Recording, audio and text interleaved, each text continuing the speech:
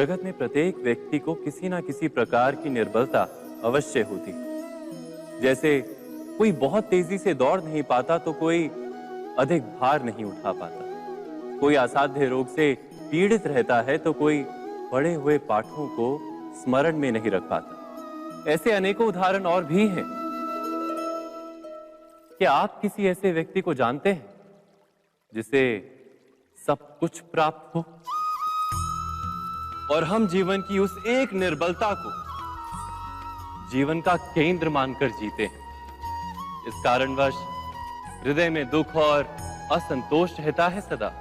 निर्बलता मनुष्य को जन्म से अथवा संजोग से प्राप्त होती है, किंतु उस निर्बलता को मनुष्य का मन अपनी मर्यादा बना लेता है। किंतु कुछ व्यक्ति ऐसे भी होते हैं जो अपने पुरुषार्थ और श्रम से उस निर्बलता को पराजित कर देते हैं। क्या भेद है उनमें और अन्य लोगों में? क्या आपने कभी विचार किया है? सरल सा उत्तर है इसका। जो व्यक्ति निर्बलता से पराजित नहीं होता, जो पुरुषार्थ करने का साहस रखता है हृदय में, वो निर्बलता को पार कर जाता है। अर्थात निर्बलता अवश्य ईश्वर देता है, किंतु मर्यादा मनुष्य का मन ही निर्मित करता है। स्वयं विचार कीजिए।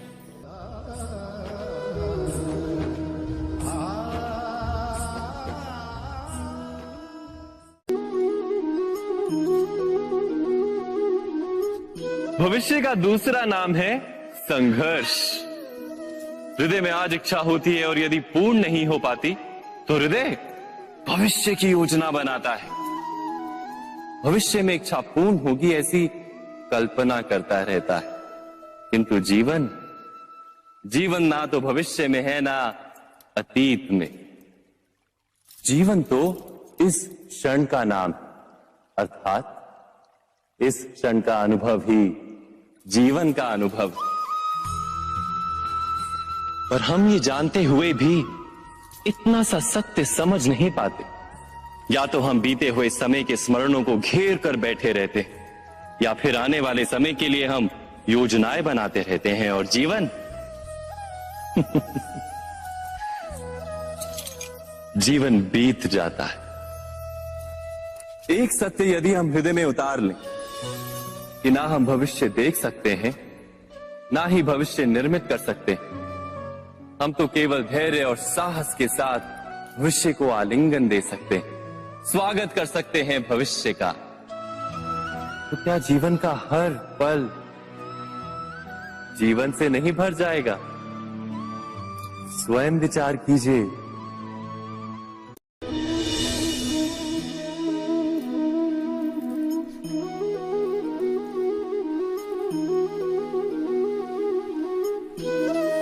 ज्ञान प्राप्ति सदा ही समर्पण से होती है, ये हम सब जानते हैं। किंतु समर्पण का वास्तविक महत्व क्या है? क्या हमने कभी विचार किया? मनुष्य का मन सदा ही ज्ञान प्राप्ति में विभिन्न बाधाओं को उत्पन्न करता है। कभी किसी अन्य विद्यार्थी से ईर्ष्या हो जाती है, कभी पढ़ाए हुए पाठों पर संदेह जन्मता है और कभी गुरु द्वारा दिया गया दंड मन को अहंकार से भर देता है। नहीं, क्या ऐसा नहीं होता? न जाने कैसे कैसे विचार मन को भटकाते हैं और मन की इसी अयोग्य स्थिति के कारण हम ज्ञान प्राप्त नहीं कर पाते। मन की योग्य स्थिति केवल समर्पण से निर्मित होती है। समर्पण मनुष्य के अहंकार का नाश करता है। ईर्ष्या, महत्वाकांक्षा आदि भावनाओं को दूर कर हृदय को शांत करता है और मन को एकाग्र करता है।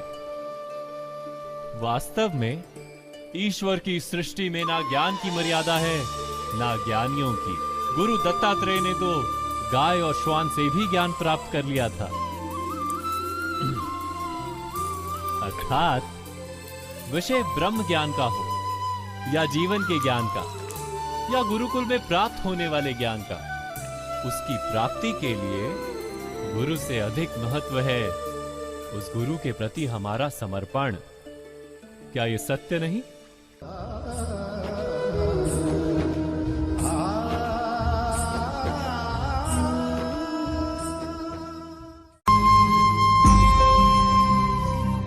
प्रत्येक मनुष्य के जीवन में ऐसा क्षण अवश्य आता है जब सारे स्वप्न, सारी आशाएं, सारे दृश्य ध्वस्त हो जाते हैं। जीवन के सारे आयोजन ही बिखर जाते हैं। एक और धर्म होता है और दूसरी ओर सुख। इसी को धर्म संकट कहते हैं। जब धर्म का वहन ही संकट हो और धर्म का त्याग ही सुख हो। विचार कीजिए, कभी किसी स्वजन के विरुद्ध सत्य बोलने का अवसर प्राप्त हो जाता है, कभी ठीक दरिद्रता के समय सरलता से चोरी करने का मार्ग प्राप्त हो जाता है, कभी किसी शक्तिशाली राजनेता या राजा के कर्मचारी का अधर्म प्रकट हो जाता है। सबके जीवन में ऐसी घटना बनती ही रहती है। अधिकतर लोग ऐसे किसी क्षण को धर्म संकट के रूप में जान ही नहीं पाते। हमें किसी प्रकार के संघर्ष का अनुभव ही नहीं होता। सहजता से सुख की ओर खींचे चले जाते हैं, जैसे मक्खी गुड़ की ओर खींची चली जाती। वास्तव में धर्म संकट का क्षण ईश्वर के निकट जाने का क्षण होता है। यदि हम संघर्षों से भयभीत ना हो, सुख की ओर आकर्षित ना हो, अपने धर्म पर दृढ़ रहे, तो ईश्वर का साक्षात्कार दूर नहीं।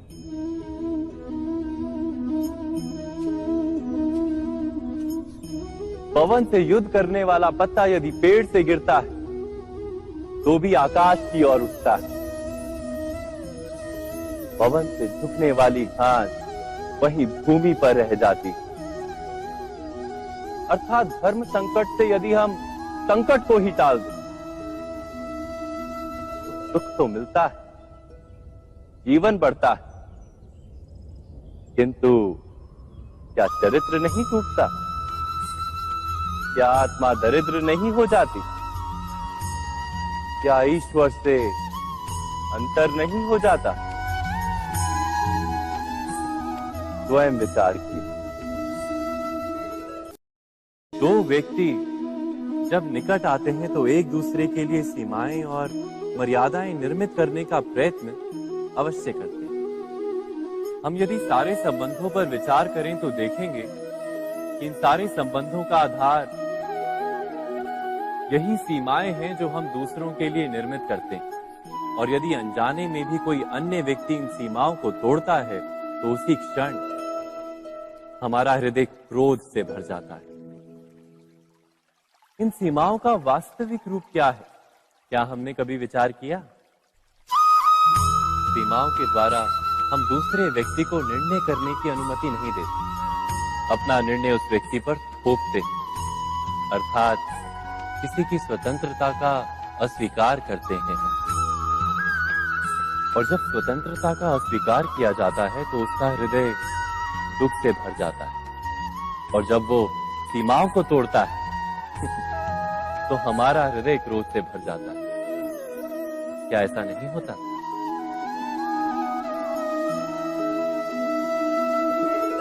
पर यदि एक दूसरे की स्वतंत्रता का सम्मान किया जाए तो किसी मर्यादाओं या सीमाओं की आवश्यकता ही नहीं होती। अर्थात जिस प्रकार स्वीकार किसी संबंध का देह है, क्या वैसे ही स्वतंत्रता किसी संबंध की आत्मा नहीं? स्वयं विचार कीजिए। सबके जीवन में ऐसा प्रसंग अवश्य आता है कि सत्य कहने का निश्चय होता है हृदय में, किंतु मुख से सत्य निकल नहीं पाता। कोई भय मन को घेर लेता है। किसी घटना अथवा प्रसंग के बारे में बात करना या फिर स्वयं से कोई भूल हो जाए उसके बारे में कुछ बोलना, क्या ये सत्य है? नहीं, ये तो केवल तथ्य है। अर्थात जैसा हुआ था वैसा केवल बोल देना सामान्य सी बात है। किंतु कभी कभी उस तथ्य को बोलते हुए भी भय लगता है। कदाचित किसी दूसरे की भावनाओं का विचार आता है मन। दूसरे को दुख होगा ये भय भी शब्दों को रोकता है। तो ये सत्य क्या है? क्या हमने कभी विचार किया है? जब भय रहते हुए भी कोई तथ्य बोलता है तो वो सत्य कहलाता है। वास्तव में सत्य कुछ और नहीं, केवल निर्भयता का दूसरा नाम है। और निर्भय होने का कोई समय नहीं होता, क्योंकि निर्भयता आत्मा का स्वभाव है। अर्थात क्या प्रत्येक क्षण सत्य बोलने का क्षण नहीं होता?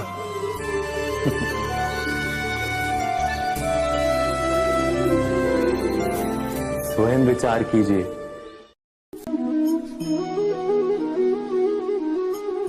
श्रेष्ठता का क्या अर्थ है? श्रेष्ठता का अर्थ है दूसरों से अधिक ज्ञान प्राप्त करना। अर्थात मूल्य इस बात का नहीं कि स्वयं कितना ज्ञान प्राप्त किया, मूल्य इस बात का है कि प्राप्त किया हुआ ज्ञान अन्य लोगों से कितना अधिक है। अर्थात श्रेष्ठता की इच्छा ज्ञान प्राप्ति को भी एक स्पर्धा बना देती है। और स्पर्धा में विजय अंतिम कब होती है?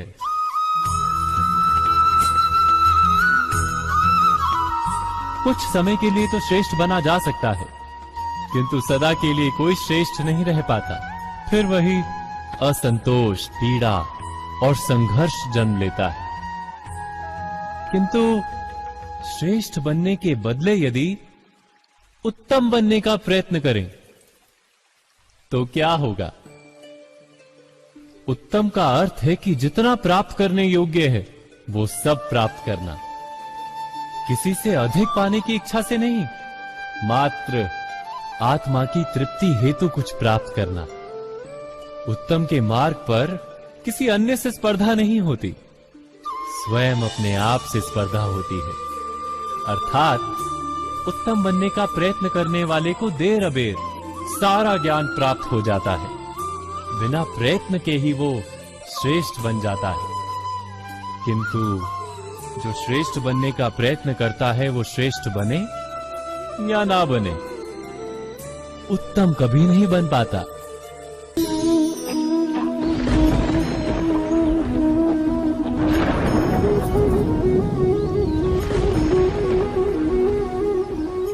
सपनों और पूर्वाभासों के आधार पर हम भविष्य के सुख दुख की कल्पना करते हैं।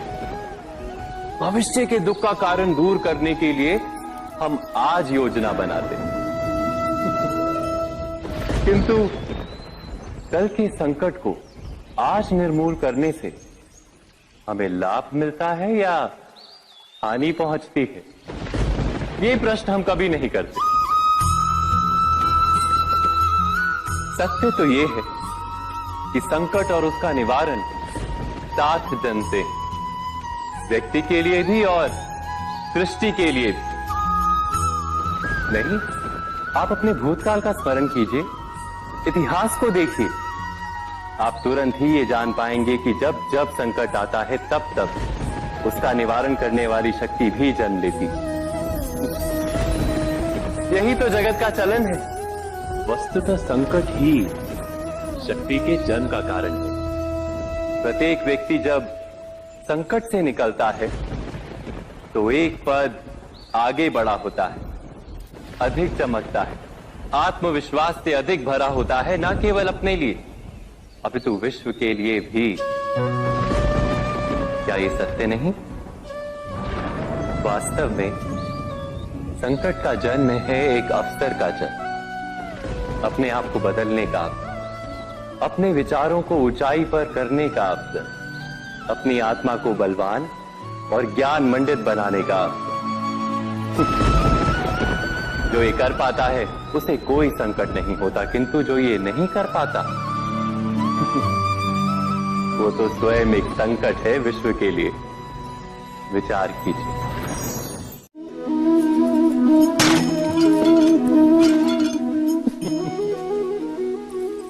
कभी कभी कोई घटना मनुष्य के जीवन की सारी योजनाओं को तोड़ देती और मनुष्य उस आघात को अपने जीवन का केंद्र मान लेता।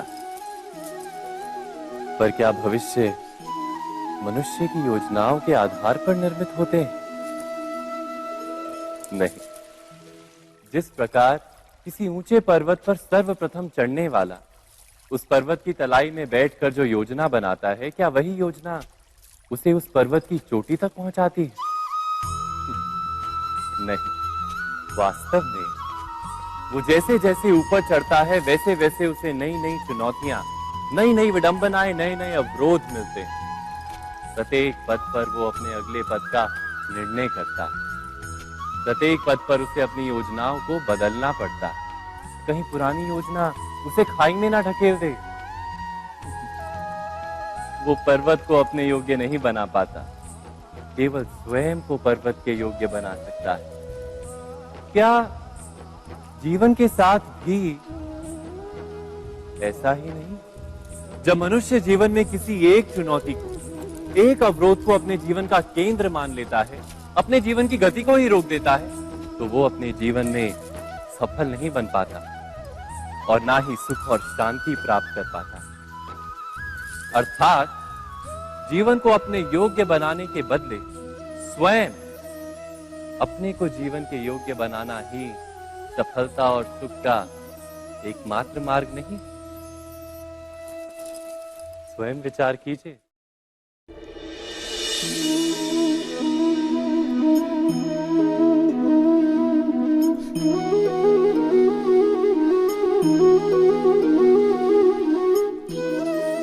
जीवन का हर क्षण निर्णय का क्षण होता है। प्रत्येक पद पर दूसरे पद के विषय में कोई निर्णय करना ही पड़ता है और निर्णय अपना प्रभाव छोड़ जाता है। आज किए गए निर्णय भविष्य में सुख अथवा दुख निर्मित करते हैं, ना केवल अपने लिए, अपने परिवार के लिए भी, आने वाली पीढ़ियों के लिए भी। जब कोई दुविधा सामने आती है तो मन व्याकुल हो जाता है, अनिश्चय से भर जाता है। निर्णय का वो क्षण युद्ध बन जाता है और मन बन जाता है युद्ध भूमि। अधिकतर निर्णय हम दुविधा का उपाय करने के लिए नहीं, केवल मन को शांत करने के लिए लेते हैं। पर क्या कोई दौड़ते हुए भोजन कर सकता है? नहीं। तो क्या युद्ध से जूझता हुआ मन कोई योग्य निर्णय ले पाएगा? वास्तव में शांत मन से जब कोई निर्णय करता है तो अपने लिए सुखद भविष्य बनाता है, किंतु अपने मन को शांत करने के लिए जब कोई निर्णय करता है तो वो व्यक्ति भविष्य में अपने लिए कांटों भरा वृक्ष लगाता है। स्वयं विचार कीजिएगा।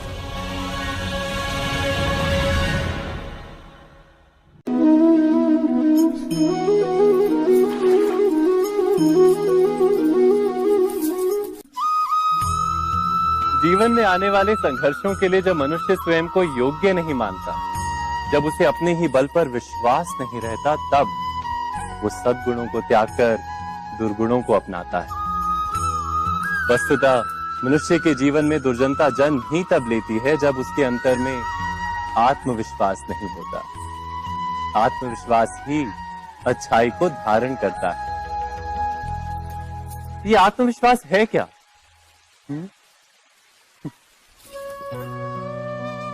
जब मनुष्य ये मानता है कि जीवन का संघर्ष उसे दुर्बल बनाता है, तो उसे अपने ऊपर विश्वास नहीं रहता। वो संघर्ष के पार जाने के बदले संघर्ष से छूटने के उपाय ढूंढने लगता है। किंतु जब वो ये समझता है कि ये संघर्ष उसे अधिक शक्तिशाली बनाते हैं, ठीक जैसे व्यायाम करने से देह की शक्ति बढ़ती, तो प्रत्येक संघर्ष के साथ उसका उत्साह बढ़ता है। अर्थात आत्मविश्वास और कुछ भी नहीं, मन की स्थिति, जीवन को देखने का दृष्टिकोण मात्र है। और जीवन का दृष्टिकोण तो मनुष्य के अपने वश में होता है। स्वयं विचार कीजिए।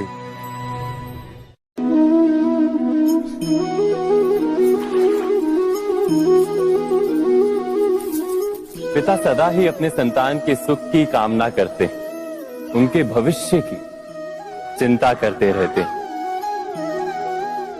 इसी कारणवश सदा ही अपने संतानों के भविष्य का मार्ग स्वयं निश्चित करने का प्रयत्न करते रहते हैं।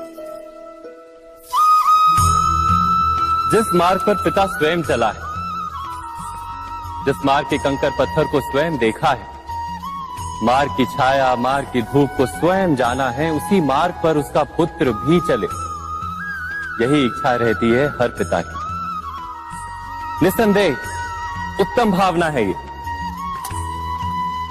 किंतु 3 प्रश्नों के ऊपर विचार करना हम भूल ही जाते हैं। कौन से प्रश्न? प्रथम प्रश्न, क्या समय के साथ प्रत्येक मार्ग बदल नहीं जाते? क्या समय सदा ही नई चुनौतियों को लेकर नहीं आता? तो फिर बीते हुए समय के अनुभव नई पीढ़ी को किस प्रकार लाभ दे सकते हैं? दूसरा प्रश्न, क्या प्रत्येक संतान अपने माता पिता की छवि होता है? हाँ, संतानों को संस्कार तो अवश्य माता पिता देते हैं, किंतु भीतर की क्षमता तो ईश्वर देते हैं। तो जिस मार्ग पर पिता को सफलता मिली है, विश्वास है कि उसी मार्ग पर उसकी संतानों को भी सफलता और सुख प्राप्त होगा। तीसरा प्रश्न, क्या जीवन के संघर्ष और चुनौतियां लाभकारी नहीं होती? क्या प्रत्येक नया प्रश्न एक नए उत्तर का द्वार नहीं खोलता? तो फिर संतानों को नए नए प्रश्नों, संघर्षों और चुनौतियों से दूर रखना, ये उनके लिए लाभ करना कहलाएगा या हानि पहुंचाना?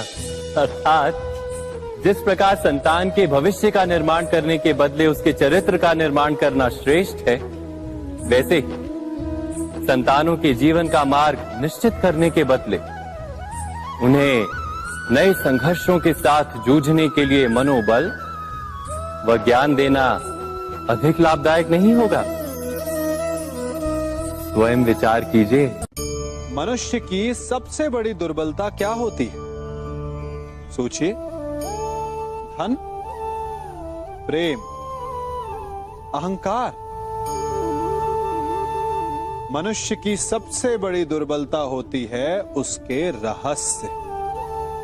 चाहे आप कितने भी शक्तिशाली क्यों ना हो, कितने भी प्रबल क्यों ना हो, परंतु उसके रहस्य उसके नाश की चाबी होती है। इसलिए यदि प्रबल रहना है, शक्तिशाली रहना है, समर्थ रहना है, तो अपने रहस्य को किसी को भी ना बताएं, ना मित्र को और ना ही शत्रु को, क्योंकि समय पड़ने पर कब कौन शत्रु हो जाए ऐसा कहना संभव नहीं। विभीषण को रावण के अमृत कुंड का ज्ञात था, इसीलिए प्रभु श्री राम रावण का वध करने में सफल हो सके। इसलिए उचित यही है कि आप अपने रहस्य को स्वयं तक ही सीमित रखें। मनुष्य जीवन की परीक्षा में सफल होने के लिए क्या नहीं करता? वो परिश्रम करता है, दौड़ भाग करता है, और ये सब करने के पश्चात भी जब उसका काम नहीं बनता तो वो नकल करता है ना? तनिक लौटिए अपने बचपन में, स्मरण कीजिए अपने बचपन की स्मृतियों का। क्या स्मरण हुआ? विद्यालय में जब आप परीक्षा देने जाते थे तो क्या होता था? आप ना सही, परंतु कोई ना कोई सफलता पाने के लिए नकल करता ही था और उत्तीर्ण भी हो जाता था, है ना? परंतु जीवन की परीक्षा ऐसी नहीं होती। नकल करने वाला सफल नहीं होता।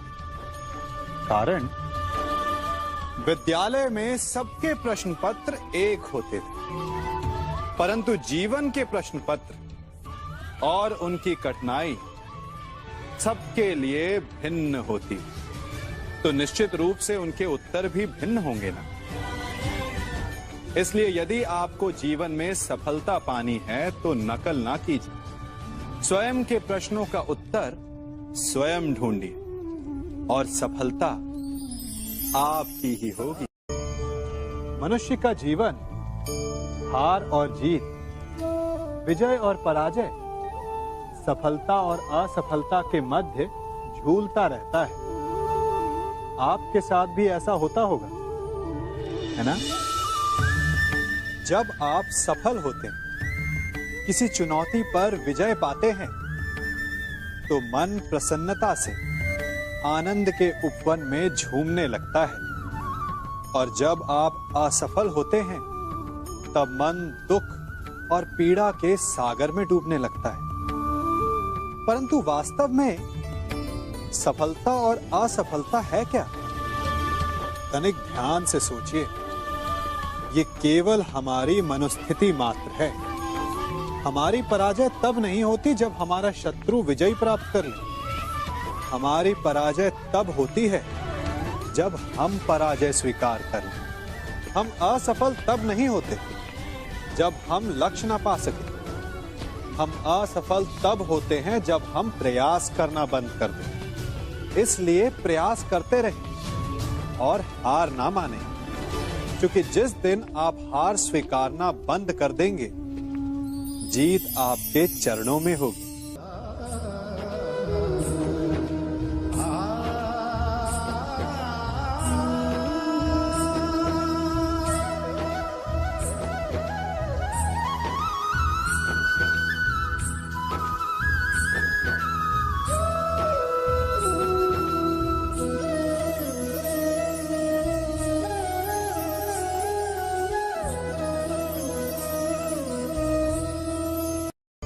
आप सबने बरगद के वृक्ष को तो देखा ही होगा। क्या आपको ज्ञात है, बरगद के वृक्ष के बीज का आकार राई से भी छोटा होता है, परंतु बरगद का वृक्ष संसार के महाकाय वृक्षों में जाना जाता है।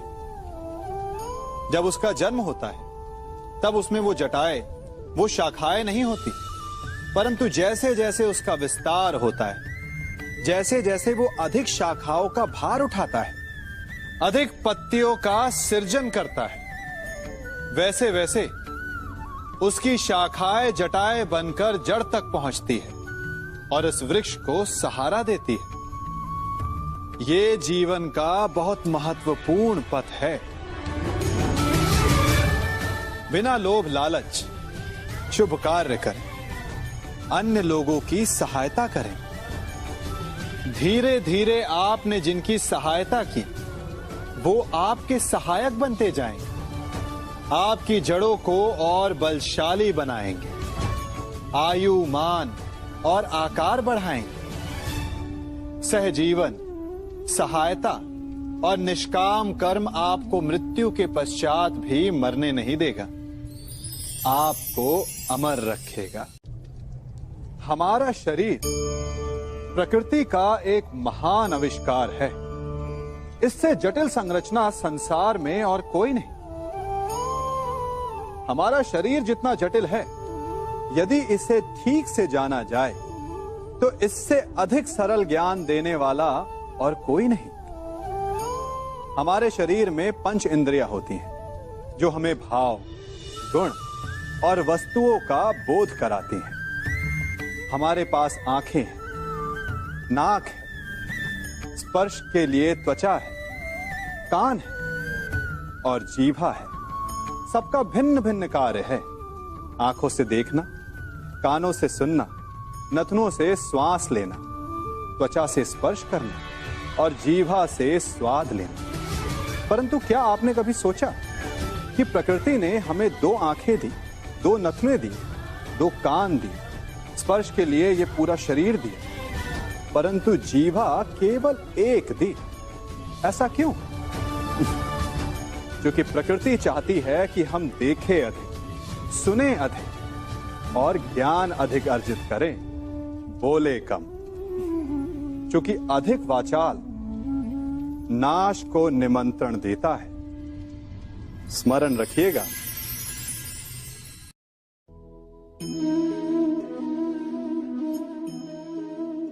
ये सदा यही कहते आए कि यदि आगे बढ़ना है तो अपनों का साथ दो।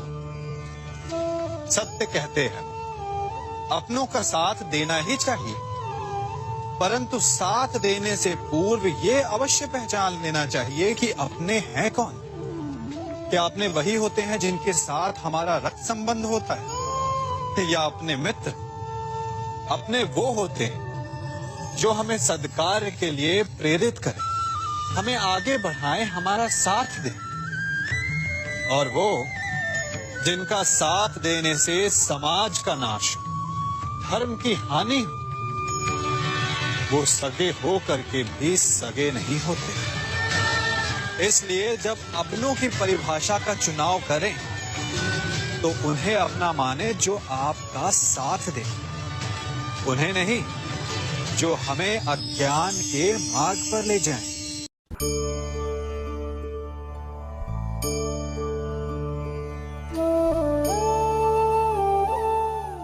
आप जिनसे प्रेम करते हैं सदा उनके समीप रहना चाहते हैं, नहीं चाहते कि कभी अपनों से दूर होना पड़े, बिछड़ना पड़े।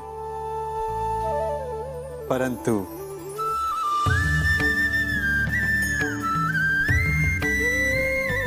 एक समय के पश्चात अपनों से दूर हो जाना उन्नति के लिए आवश्यक है। आप माता पिता हैं ना? यदि आप अपनी संतान के जीवन के हर पग पर उनका मार्गदर्शन करते रहेंगे तो आपकी संतान स्वयं मार्ग चुनना कैसे सीखेगी? मार्ग के कांटों से स्वयं को बचाना कैसे सीखेगी? इसीलिए एक समय के पश्चात अपनों से बनाई गई दूरी सदा लाभदायक रहती है। आज मैं आप सबको एक कथा सुनाता हूं। एक दिन प्रातः एक व्यापारी अपने घर से निकला। घर से निकलते ही एक बिल्ली ने उस व्यापारी का मार्ग काट दिया। व्यापारी घबरा गया, वो फिर से घर लौट गया और शुभ घड़ी की प्रतीक्षा करने लगा। और जब वो पुनः अपने घर से निकला तब वो वाहन जा चुका था जिससे राजा तक पहुंचकर उसे भेंट देनी थी। राजा को भेंट नहीं मिली। राजा क्रोधित हो गए। राजा ने उस व्यापारी का व्यापार बंद करवा दिया। इस कारण व्यापारी क्रोधित होकर घर पर अपनी पत्नी से लड़ बैठा। पत्नी अपने बच्चों समेत मैके वापस चली गई और उस व्यापारी के जीवन में यदि कुछ रह गया था तो केवल अंधकार। और इन सब का कारण वो उस बिल्ली को मानता रहा जिसने उसका मार्ग काटा था। ऐसा ही एक दूसरा व्यापारी राजा को भेंट देने निकला और उस व्यापारी का मार्ग भी एक बिल्ली ने काट दिया। वो व्यापारी तनिक घबराया, परंतु उसने आगे बढ़ना अधिक उचित समझा। राजा तक वो समय पर पहुंचा। उसने राजा को भेंट की। राजा प्रसन्न हुए और राजा ने व्यापारी को अपना व्यापार बढ़ाने की अनुमति दी, स्वर्ण आभूषण दी। जब व्यापारी घर पर पहुंचा तो पत्नी को आभूषण और अपने बच्चों को देने के लिए वस्त्र थे उसके पास। हर ओर प्रसन्नता थी। समझ रहे हैं ना? दोनों के साथ एक ही प्रकार की घटना हुई, परंतु दोनों की प्रतिक्रिया भिन्न थी। ऐसा ही हमारा जीवन भी है। हमारे जीवन में प्रारब्ध का अपना स्थान है, परंतु उससे कई अधिक महत्वपूर्ण हमारी प्रतिक्रिया, हमारे सोच का प्रभाव है। क्योंकि यही हमारे जीवन को आकार देते हैं। इसलिए अपनी सोच को सकारात्मक रखिए। आपका जीवन सदैव आनंदमय।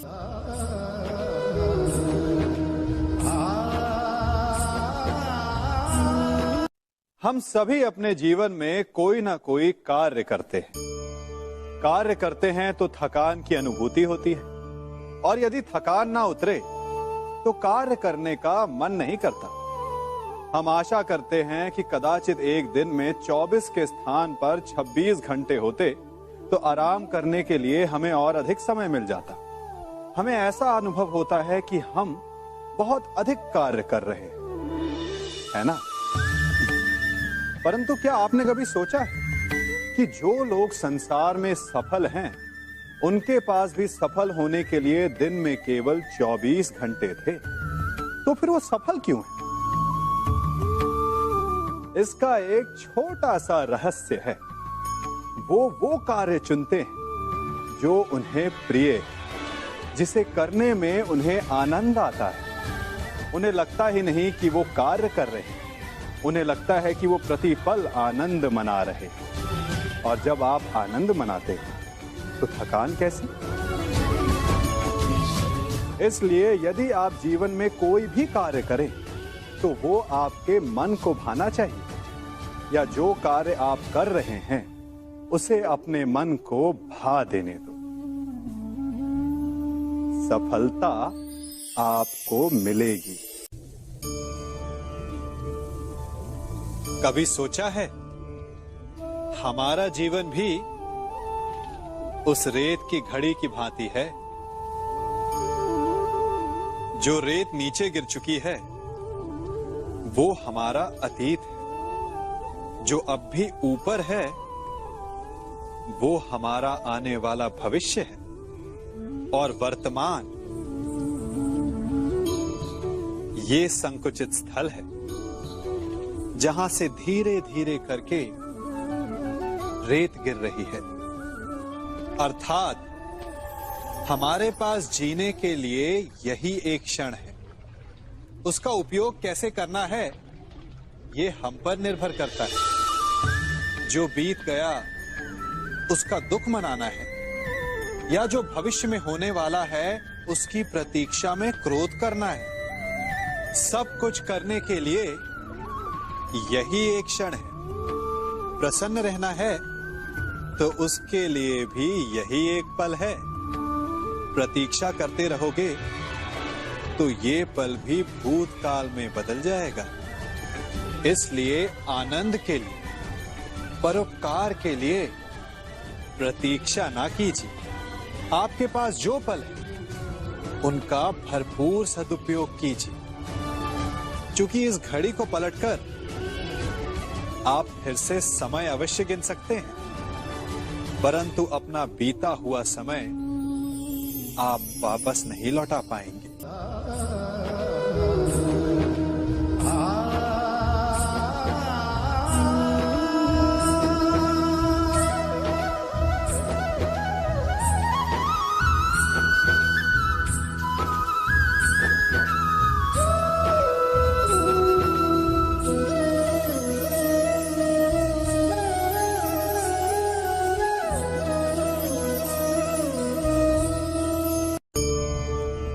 मनुष्य भी बड़ा विचित्र प्राणी है। अपनों से नीचे के स्तर के लोगों को वो हे दृष्टि से देखता है, उनका उपहास उड़ाता है, उनसे बार बार कहता है कि तुम्हारा कुछ नहीं हो सकता, तुम भविष्य में कुछ नहीं कर पाओगे। जब मनुष्य के पास धन, संपत्ति, मान होता है तो वो दूसरों का आदर नहीं करता, परंतु वो एक बात भूल जाता है कि उससे भी अधिक शक्तिशाली कोई अस्तित्व में है, और वो है समय। काल। काल अपना चक्र कब बदलेगा ये कोई नहीं जानता। समय अपनी करवट कब लेगा ये कोई नहीं जानता। कोयला भी समय के साथ साथ हीरे में परिवर्तित हो जाता है। इसलिए जीवन में कभी भी किसी का भी उपहास नहीं उड़ाना चाहिए।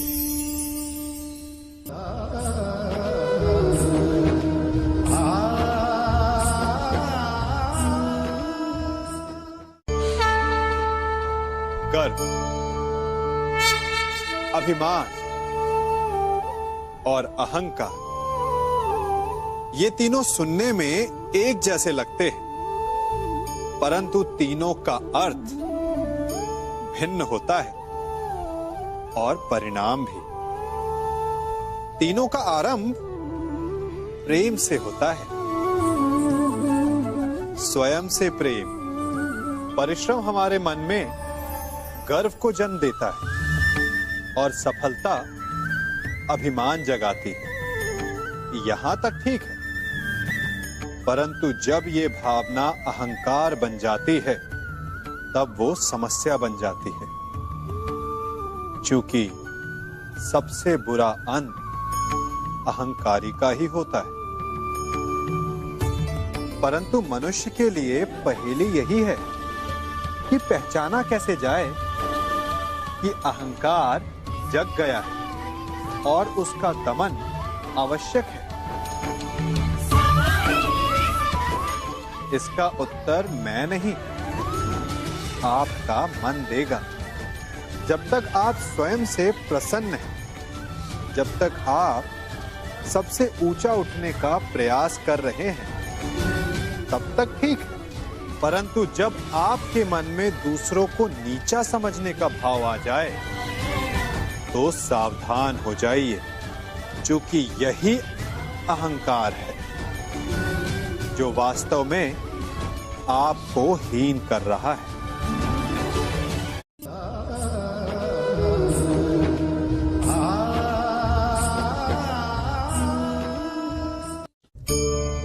आज मैं आप सबको एक कहानी सुनाता हूं। एक दिन गोकुल में दो व्यापारी आए।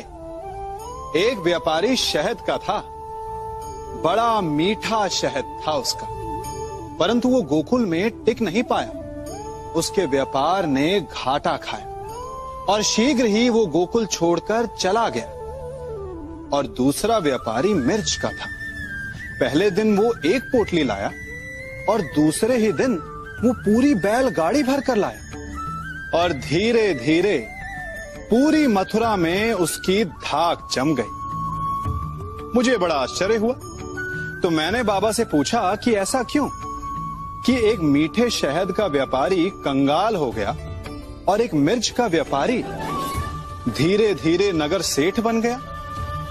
बाबा मुस्कुराए और उन्होंने कहा कि मीठी बोली बोलने वाले की तीखी मिर्च भी बिक जाती है और जो कड़वी बोली बोलता है उसका मीठा शहद भी नहीं बिकता। वाह, कितने उत्तम विचार हैं उनके, और उचित ही है। मनुष्य अपने जीवन में सदैव अपने वचनों से उठता है और अपने वचनों से ही गिरता है। इसलिए अपने जीवन में सदैव मीठी बोली बोलने का प्रयास कीजिए, आपका जीवन सरल हो जाएगा। मनुष्य की सबसे बड़ी दुर्बलता क्या होती है? सोचिए। धन, प्रेम, अहंकार।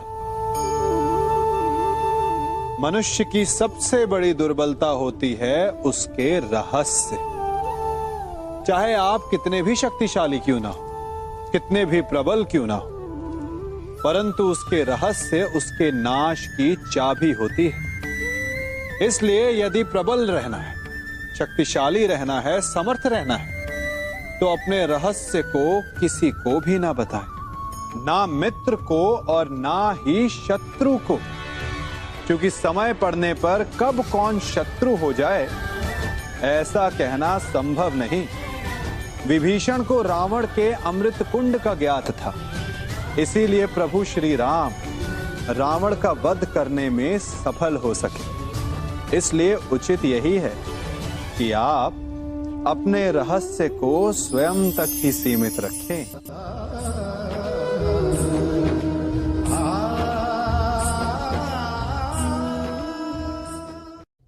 युवा अवस्था भी हमारे जीवन का कितना सुंदर काल होता है ना। बाहु में बल, मन में कुछ बड़ा कर जाने की चाह, आंखों में भविष्य के सुंदर और कोमल सपने। और इसी अवस्था में मनुष्य के भीतर पनपता है प्रेम। किसी को देखकर उस पर मन मोहित हो जाता है और फिर मनुष्य अपना सब कुछ उस पर न्यौछावर कर देना चाहता है। फिर प्रेम की परिणति होती है विवाह में। क्यों? सबको अपने खट्टे मीठे संस्मरण स्मरण हुआ है ना। परंतु यहीं से अधिकतर माता पिता और संतान के मध्य विचारों का विरोध प्रारंभ हो जाता है। संतान को लगता है कि उसका चुना जीवन साथी ही उसके लिए उपयुक्त है, और माता पिता को लगता है कि संतान अनजाने में भूल कर रही है। संतान का तर्क होता है कि उसे विवाह किससे करना है, ये उसका अधिकार है, और माता पिता का तर्क ये होता है कि अब भी जीवन साथी चुनने की समझ संतान में है ही नहीं। तो इस अवरोध को काटा कैसे जाए, उचित निर्णय कैसे लिया जाए? इसका एक ही मार्ग है, अपने उत्तरदायित्व का भान और अपनों से बड़ों के मापदंडों का भान। विवाह करने से पूर्व ये जान लेना आवश्यक है कि विवाह केवल अपने प्रेम को पाने का मार्ग नहीं है, अपितु विवाह से जीवन का एक नया द्वार भी खुलता है, और हर नए जीवन के साथ नए उत्तरदायित्व भी होते हैं। और यदि इन उत्तरदायित्वों को समझकर निर्णय लिया जाए तो विश्वास कीजिए, आपका दाम्पत्य जीवन आनंद से भरा रहेगा, और आपको कभी ये पछतावा नहीं होगा कि आपने कोई अनुचित निर्णय लिया।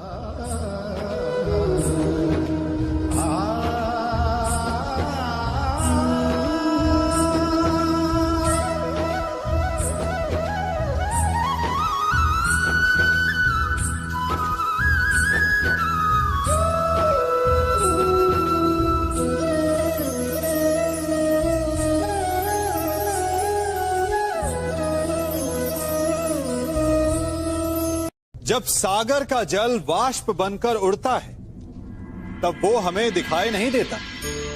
मेघ उस जल को अपने भीतर छिपा लेते हैं, लंबी यात्रा करते हैं, प्रयास करते हैं कि वो जल सदा उनके भीतर छिपा रहे, परंतु जब वायु का वेग उन्हें उड़ाकर किसी पर्वत से ले जाकर के टकरा देता है तब उन मेघों को बरसना ही पड़ता है, क्योंकि यही नियति है, यही प्रकृति है।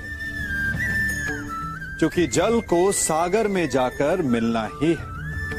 ठीक ऐसा ही हमारे साथ भी होता है। हम सत्य को अपने मन के मेघों में चाहे जितना छिपाने का प्रयास कर लें, परंतु समय की आंधी उसे वास्तविकता के पर्वत से ले जाकर के टकराकर हमारे समक्ष ले ही आती है। जिस भय के कारण आप सत्य को सामने नहीं लेकर आना चाहते, एक दिन वही भय हमारे समक्ष आकर खड़ा हो जाता है, और फिर हम लाचार हो जाते हैं, क्योंकि हमने उस भय का सामना करने की तैयारी नहीं की होती।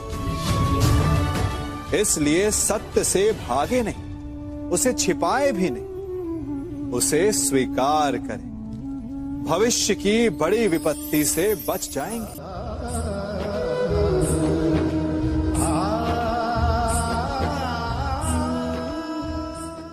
कभी कभी आप सबके जीवन में एक ऐसी विचित्र समस्या अवश्य आती है कि शक्तिशाली के समक्ष मौन हो जाए।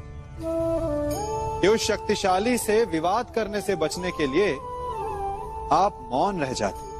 मानता हूं, ऐसा करने से आप एक विवाद से बच जाते, एक संघर्ष से बच जाते, परंतु ऐसा बचाव एक बड़े संघर्ष को जन्म दे देता है। कैसे? हमारा मौन रहना अनजाने में उसका समर्थन बन जाता है, और वो स्वयं को अधिक शक्तिशाली अनुभव करता है, और यहां से हमारा दमन प्रारंभ हो जाता है। एक के बाद एक हम अन्याय में अनचाहे रूप से सम्मिलित होते चले जाते हैं। तो इसका तोड़ क्या है? ये समझने के लिए ये जानना आवश्यक है कि ऐसी कौन सी बात है जो आपको विरोध करने से रोकती है। ये सामने वाले की शक्ति नहीं जो आपको रोकती है, ये आपके भीतर छिपा भय है जो आपको रोकता है। हाँ, कभी कभी भय आपकी सुरक्षा अवश्य कर सकता है, परंतु साथ साथ ये भी जानना आवश्यक है कि ये भय ही है जो आपको मौन भी रखता है। इसलिए अपने मन से भय को निकालिए और खुलकर अनीति का, अन्याय का विरोध कीजिए और फिर देखिएगा आपका मन कितना मुक्त, कितना हल्का अनुभव करेगा।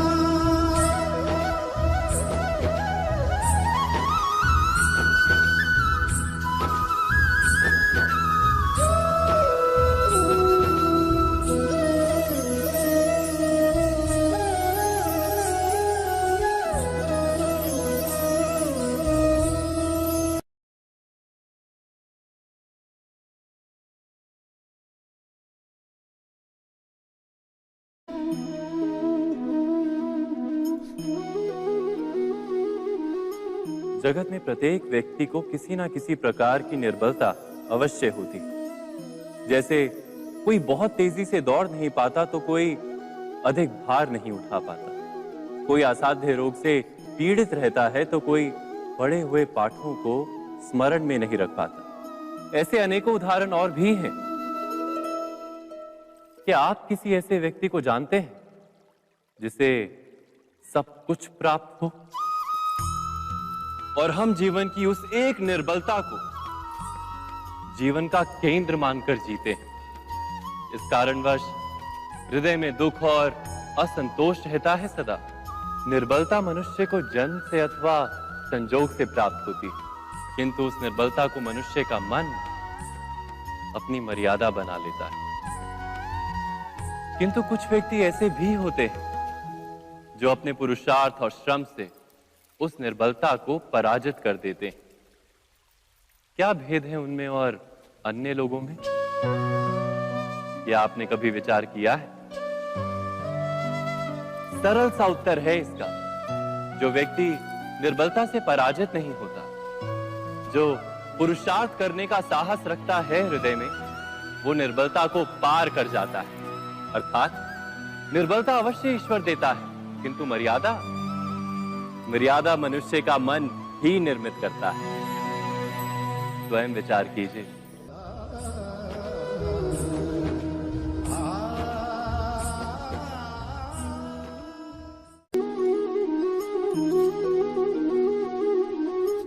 भविष्य का दूसरा नाम है संघर्ष। हृदय में आज इच्छा होती है और यदि पूर्ण नहीं हो पाती तो हृदय भविष्य की योजना बनाता है। भविष्य में इच्छा पूर्ण होगी ऐसी कल्पना करता रहता है, किंतु जीवन ना तो भविष्य में है ना अतीत में। जीवन तो इस क्षण का नाम, अर्थात इस क्षण का अनुभव ही जीवन का अनुभव। पर हम ये जानते हुए भी इतना सा सत्य समझ नहीं पाते। या तो हम बीते हुए समय के स्मरणों को घेर कर बैठे रहते, या फिर आने वाले समय के लिए हम योजनाएं बनाते रहते हैं और जीवन जीवन बीत जाता है। एक सत्य यदि हम हृदय में उतार लें कि ना हम भविष्य देख सकते हैं, ना ही भविष्य निर्मित कर सकते हैं, हम तो केवल धैर्य और साहस के साथ भविष्य को आलिंगन दे सकते हैं, स्वागत कर सकते हैं भविष्य का। तो क्या जीवन का हर पल जीवन से नहीं भर जाएगा? स्वयं विचार कीजिए।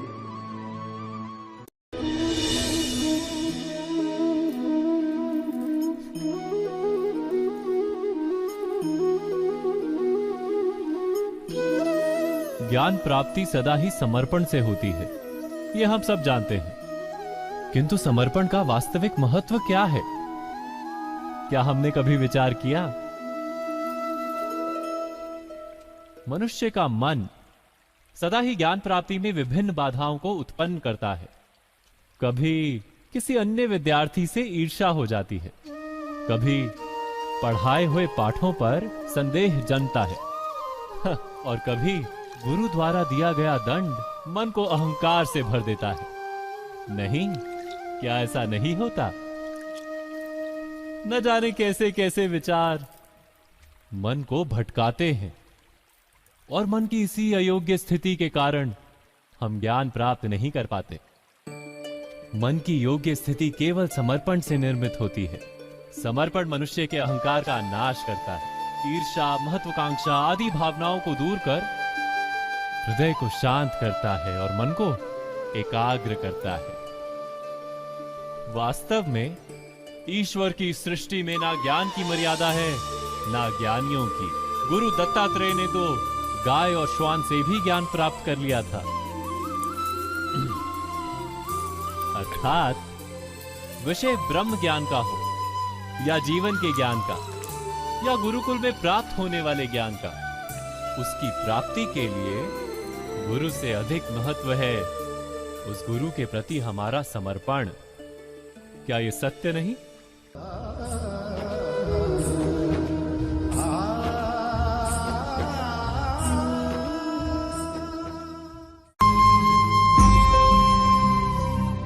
प्रत्येक मनुष्य के जीवन में ऐसा क्षण अवश्य आता है जब सारे स्वप्न, सारी आशाएं, सारे दृश्य ध्वस्त हो जाते हैं। जीवन के सारे आयोजन ही बिखर जाते हैं।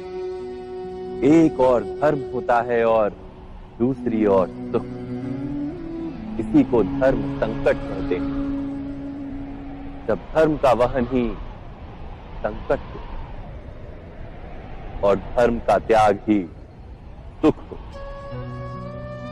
विचार कीजिए, कभी किसी स्वजन के विरुद्ध सत्य बोलने का अवसर प्राप्त हो जाता है, कभी ठीक दरिद्रता के समय सरलता से चोरी करने का मार्ग प्राप्त हो जाता है, कभी किसी शक्तिशाली राजनेता या राजा के कर्मचारी का अधर्म प्रकट हो जाता है। सबके जीवन में ऐसी घटना बनती ही रहती है। अधिकतर लोग ऐसे किसी क्षण को धर्म संकट के रूप में जान ही नहीं पाते। हमें किसी प्रकार के संघर्ष का अनुभव ही नहीं होता। सहजता से सुख की ओर खींचे चले जाते हैं, जैसे मक्खी गुड़ की ओर खींची चली जाती। वास्तव में धर्म संकट का क्षण ईश्वर के निकट जाने का क्षण होता है। यदि हम संघर्षों से भयभीत ना हो, सुख की ओर आकर्षित ना हो, अपने धर्म पर दृढ़ रहे, तो ईश्वर का साक्षात्कार दूर नहीं।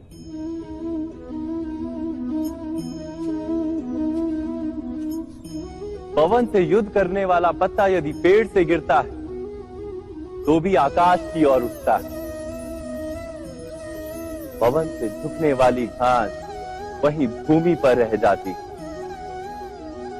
अर्थात धर्म संकट से यदि हम संकट को ही टाल दें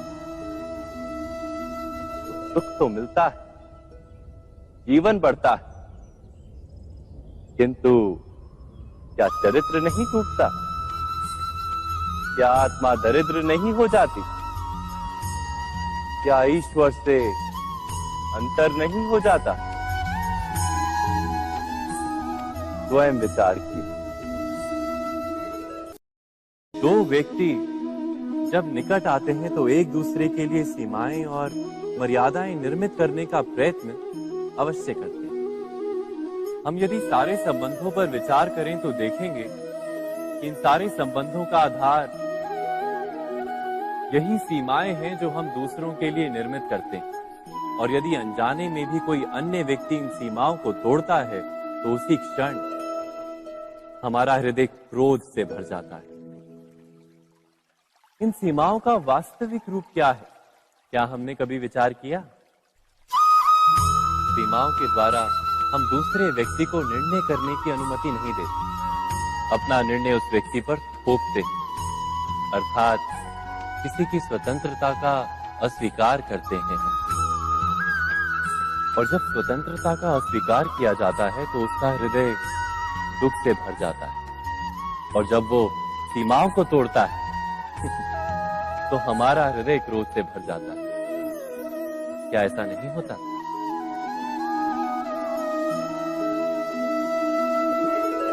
पर यदि एक दूसरे की स्वतंत्रता का सम्मान किया जाए तो किसी मर्यादाओं या सीमाओं की आवश्यकता ही नहीं होती। अर्थात जिस प्रकार स्वीकार किसी संबंध का देह है, क्या वैसे ही स्वतंत्रता किसी संबंध की आत्मा नहीं? स्वयं विचार कीजिए। सबके जीवन में ऐसा प्रसंग अवश्य आता है कि सत्य कहने का निश्चय होता है हृदय में, किंतु मुख से सत्य निकल नहीं पाता।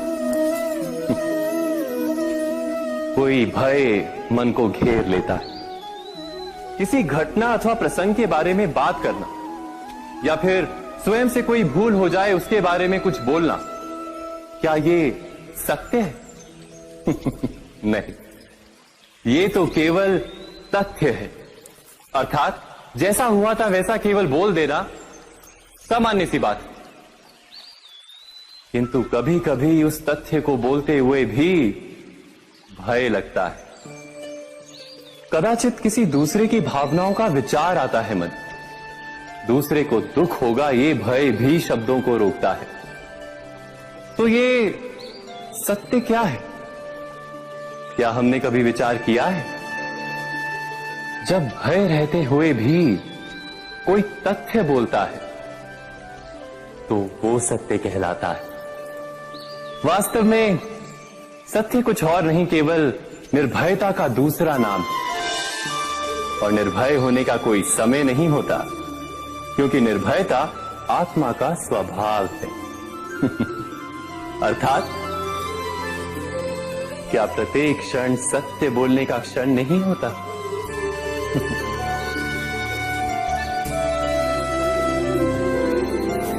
स्वयं विचार कीजिए।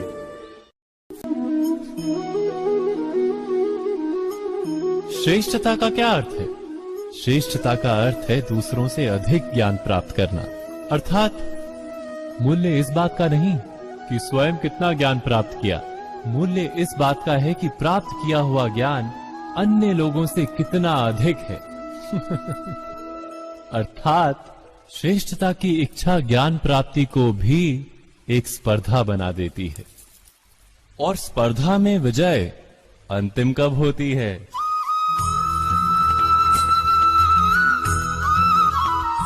कुछ समय के लिए तो श्रेष्ठ बना जा सकता है, किंतु सदा के लिए कोई श्रेष्ठ नहीं रह पाता। फिर वही असंतोष, पीड़ा और संघर्ष जन्म लेता है। किंतु श्रेष्ठ बनने के बदले यदि उत्तम बनने का प्रयत्न करें तो क्या होगा?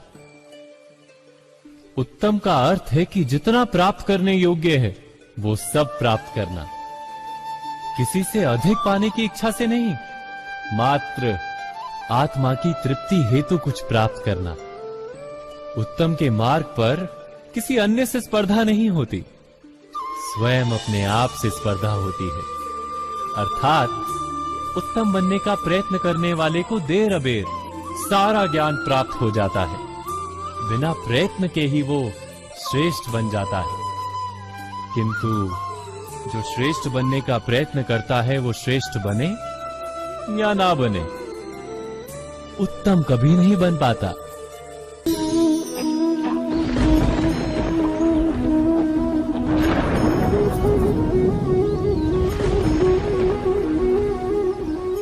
सपनों और पूर्वाभासों के आधार पर हम भविष्य के सुख दुख की कल्पना करते हैं। भविष्य के दुख का कारण दूर करने के लिए हम आज योजना बनाते हैं।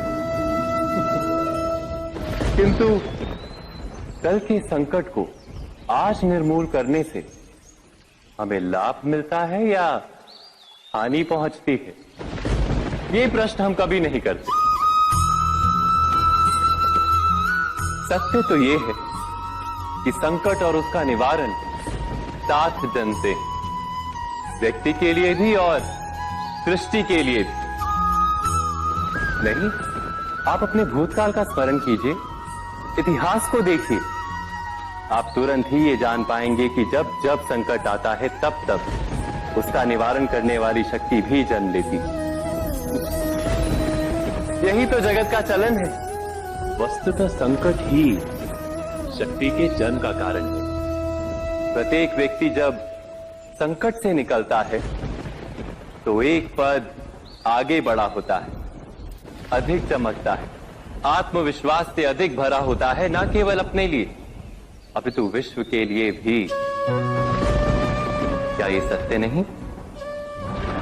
वास्तव में संकट का जन्म है एक अवसर का जन्म, अपने आप को बदलने का अवसर, अपने विचारों को ऊंचाई पर करने का अवसर, अपनी आत्मा को बलवान और ज्ञान मंडित बनाने का अवसर।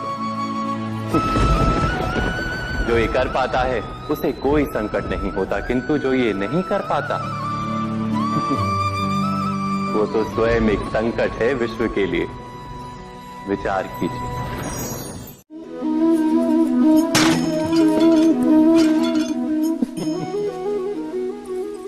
कभी कभी कोई घटना मनुष्य के जीवन की सारी योजनाओं को तोड़ देती और मनुष्य उस आघात को अपने जीवन का केंद्र मान लेता।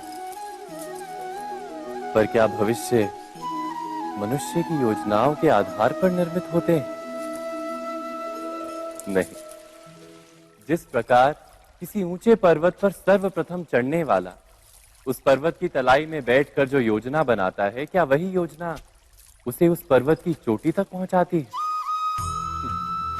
नहीं। वास्तव में वो जैसे जैसे ऊपर चढ़ता है वैसे वैसे उसे नई नई चुनौतियां, नई नई विडंबनाएं, नए नए अवरोध मिलते हैं। प्रत्येक पद पर वो अपने अगले पद का निर्णय करता है।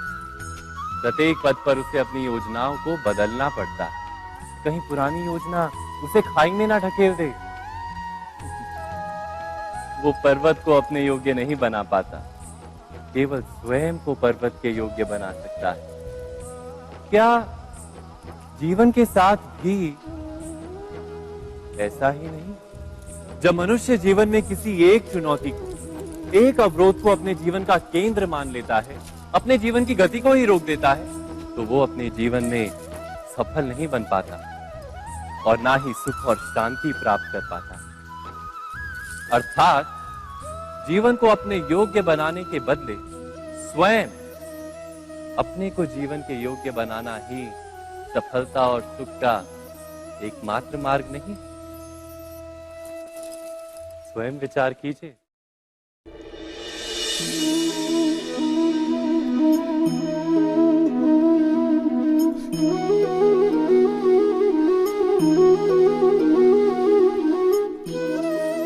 जीवन का हर क्षण निर्णय का क्षण होता है। प्रत्येक पद पर दूसरे पद के विषय में कोई निर्णय करना ही पड़ता है और निर्णय अपना प्रभाव छोड़ जाता है। आज किए गए निर्णय भविष्य में सुख अथवा दुख निर्मित करते हैं, ना केवल अपने लिए, अपने परिवार के लिए भी, आने वाली पीढ़ियों के लिए भी। जब कोई दुविधा सामने आती है तो मन व्याकुल हो जाता है, अनिश्चय से भर जाता है। निर्णय का वो क्षण युद्ध बन जाता है और मन बन जाता है युद्ध भूमि। अधिकतर निर्णय हम दुविधा का उपाय करने के लिए नहीं, केवल मन को शांत करने के लिए लेते हैं। पर क्या कोई दौड़ते हुए भोजन कर सकता है? नहीं। तो क्या युद्ध से जूझता हुआ मन कोई योग्य निर्णय ले पाएगा? वास्तव में शांत मन से जब कोई निर्णय करता है तो अपने लिए सुखद भविष्य बनाता है, किंतु अपने मन को शांत करने के लिए जब कोई निर्णय करता है तो वो व्यक्ति भविष्य में अपने लिए कांटों भरा वृक्ष लगाता है। स्वयं विचार कीजिएगा।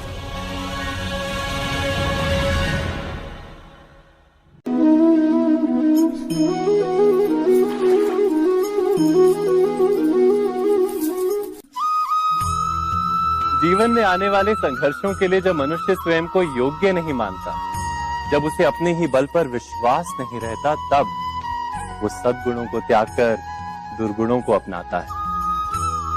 वस्तुतः मनुष्य के जीवन में दुर्जनता जन्म ही तब लेती है जब उसके अंतर में आत्मविश्वास नहीं होता।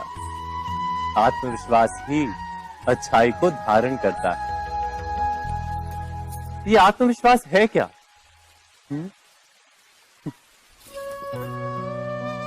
जब मनुष्य ये मानता है कि जीवन का संघर्ष उसे दुर्बल बनाता है, तो उसे अपने ऊपर विश्वास नहीं रहता। वो संघर्ष के पार जाने के बदले संघर्ष से छूटने के उपाय ढूंढने लगता है।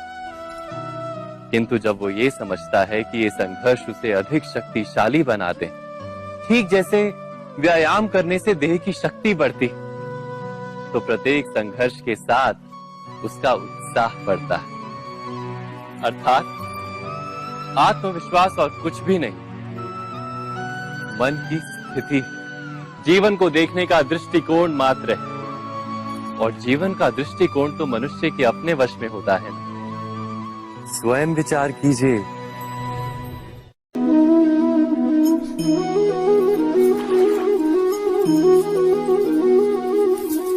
पिता सदा ही अपने संतान के सुख की कामना करते हैं, उनके भविष्य की चिंता करते रहते हैं।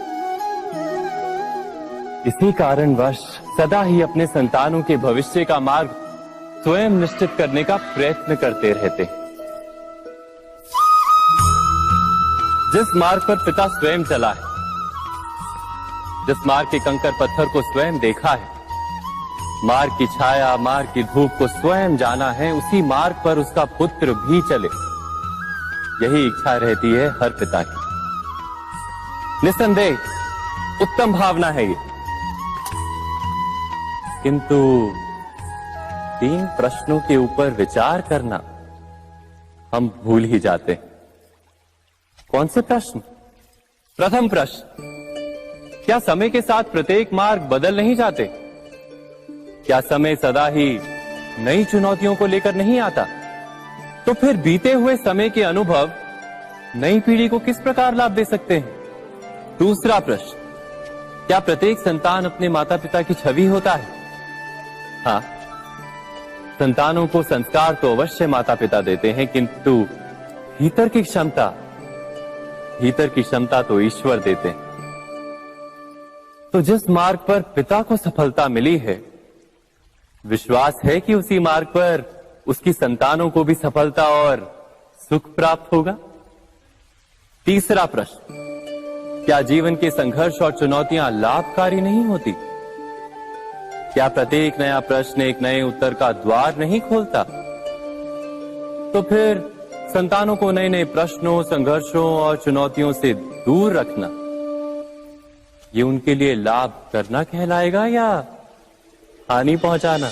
अर्थात जिस प्रकार संतान के भविष्य का निर्माण करने के बदले उसके चरित्र का निर्माण करना श्रेष्ठ है, वैसे ही संतानों के जीवन का मार्ग निश्चित करने के बदले उन्हें नए संघर्षों के साथ जूझने के लिए मनोबल व ज्ञान देना अधिक लाभदायक नहीं होगा? स्वयं विचार कीजिए।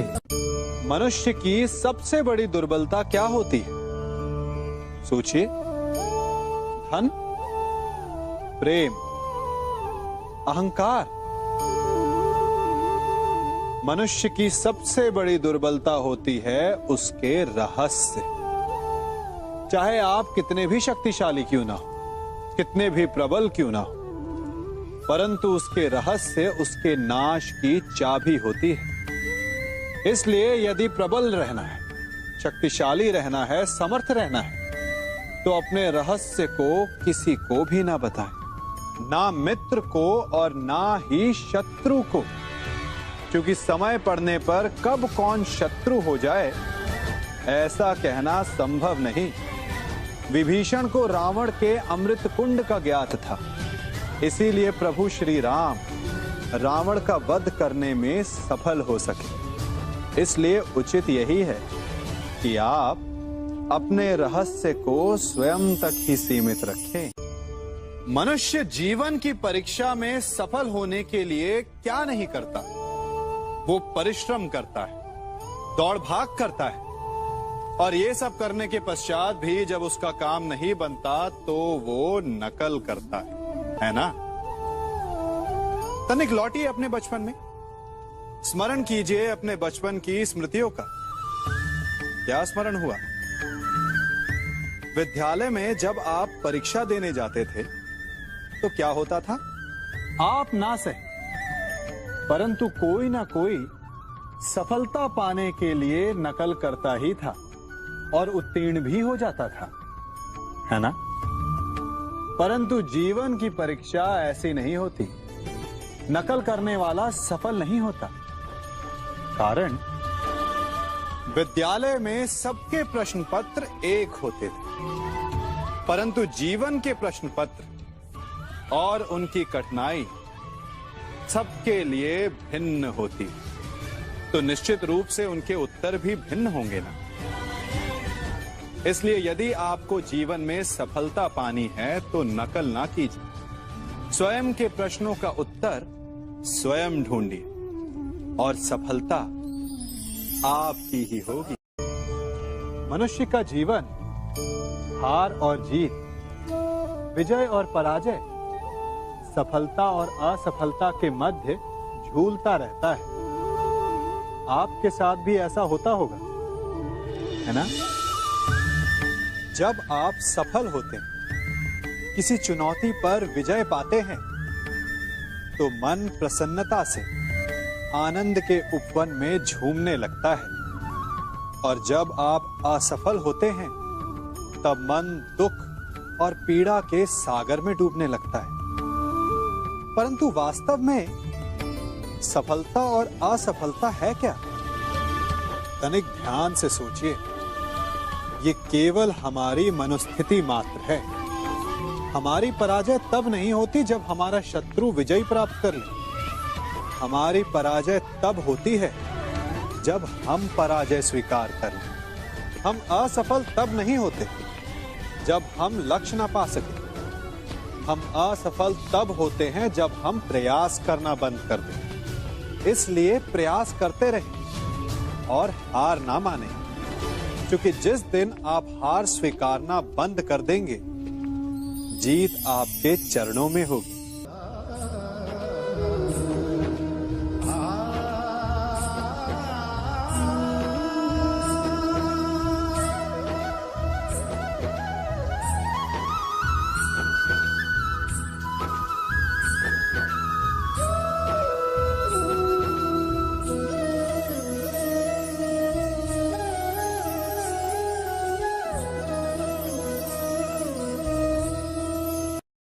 आप सबने बरगद के वृक्ष को तो देखा ही होगा। क्या आपको ज्ञात है, बरगद के वृक्ष के बीज का आकार राई से भी छोटा होता है, परंतु बरगद का वृक्ष संसार के महाकाय वृक्षों में जाना जाता है।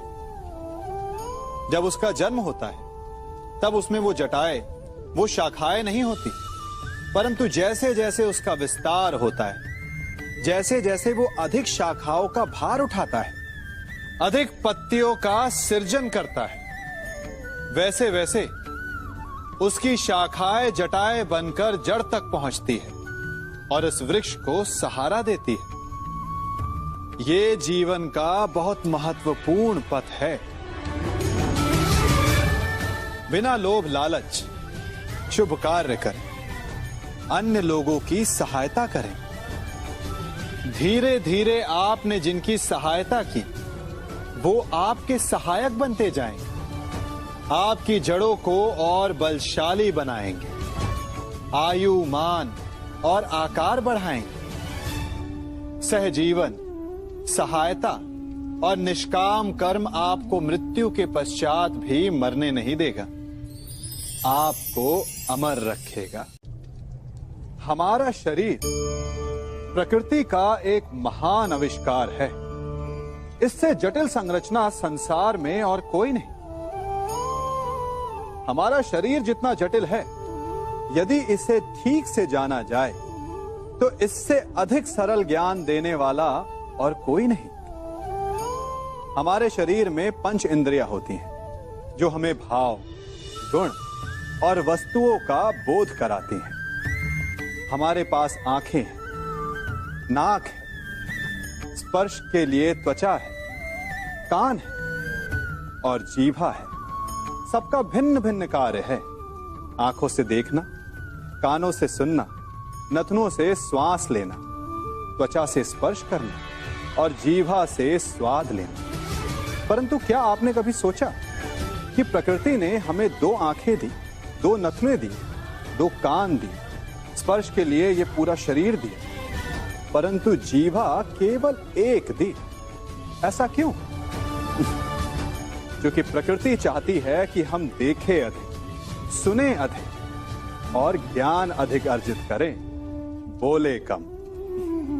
क्योंकि अधिक वाचाल नाश को निमंत्रण देता है। स्मरण रखिएगा।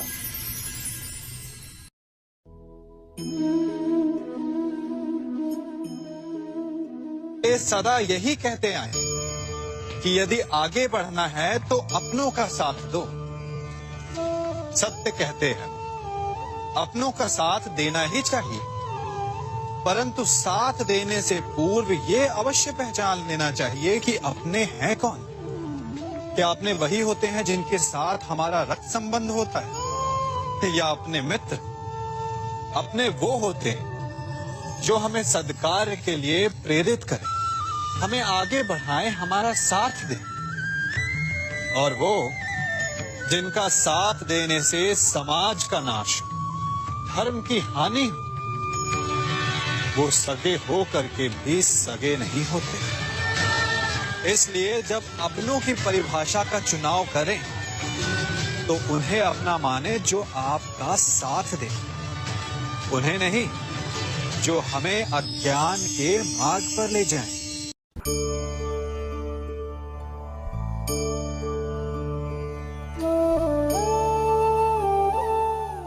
आप जिनसे प्रेम करते हैं सदा उनके समीप रहना चाहते हैं, नहीं चाहते कि कभी अपनों से दूर होना पड़े, बिछड़ना पड़े। परंतु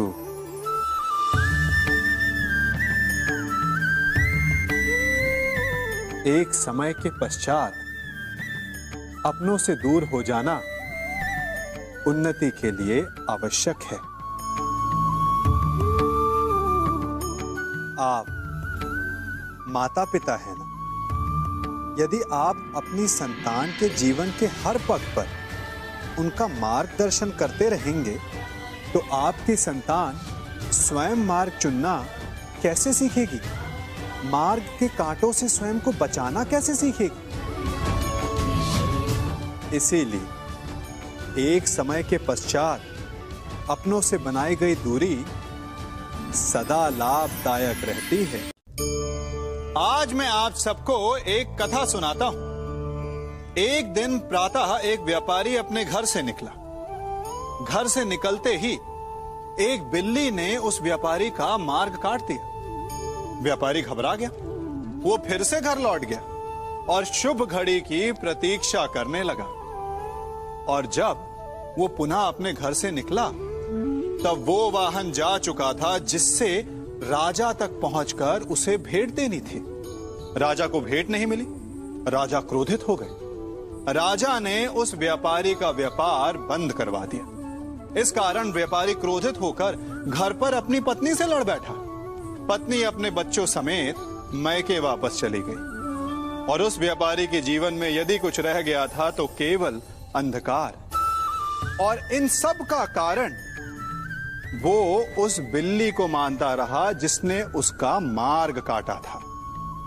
ऐसा ही एक दूसरा व्यापारी राजा को भेंट देने निकला और उस व्यापारी का मार्ग भी एक बिल्ली ने काट दिया। वो व्यापारी तनिक घबराया, परंतु उसने आगे बढ़ना अधिक उचित समझा। राजा तक वो समय पर पहुंचा। उसने राजा को भेंट की। राजा प्रसन्न हुए और राजा ने व्यापारी को अपना व्यापार बढ़ाने की अनुमति दी, स्वर्ण आभूषण दी। जब व्यापारी घर पर पहुंचा तो पत्नी को आभूषण और अपने बच्चों को देने के लिए वस्त्र थे उसके पास। हर ओर प्रसन्नता थी। समझ रहे हैं ना? दोनों के साथ एक ही प्रकार की घटना हुई, परंतु दोनों की प्रतिक्रिया भिन्न थी। ऐसा ही हमारा जीवन भी है। हमारे जीवन में प्रारब्ध का अपना स्थान है, परंतु उससे कई अधिक महत्वपूर्ण हमारी प्रतिक्रिया, हमारे सोच का प्रभाव है, क्योंकि यही हमारे जीवन को आकार देते हैं। इसलिए अपनी सोच को सकारात्मक रखिए। आपका जीवन सदैव आनंदमय।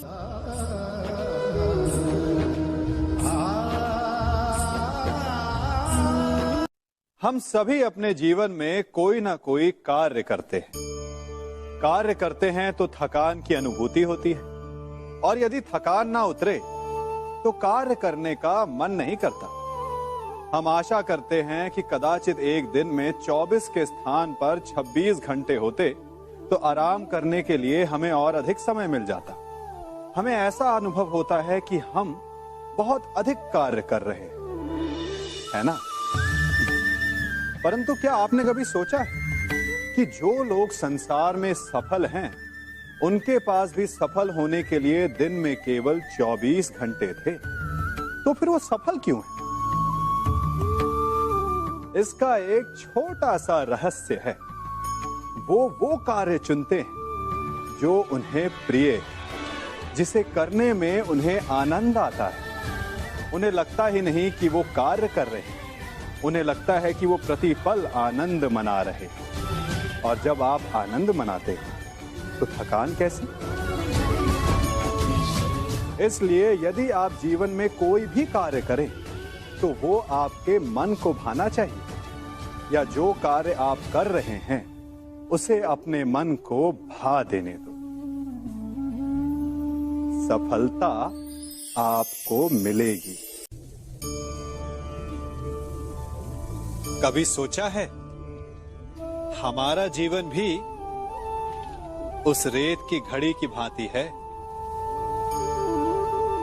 जो रेत नीचे गिर चुकी है वो हमारा अतीत है, जो अब भी ऊपर है वो हमारा आने वाला भविष्य है, और वर्तमान ये संकुचित स्थल है जहां से धीरे धीरे करके रेत गिर रही है। अर्थात हमारे पास जीने के लिए यही एक क्षण है। उसका उपयोग कैसे करना है ये हम पर निर्भर करता है। जो बीत गया उसका दुख मनाना है, या जो भविष्य में होने वाला है उसकी प्रतीक्षा में क्रोध करना है। सब कुछ करने के लिए यही एक क्षण है। प्रसन्न रहना है तो उसके लिए भी यही एक पल है। प्रतीक्षा करते रहोगे तो ये पल भी भूतकाल में बदल जाएगा।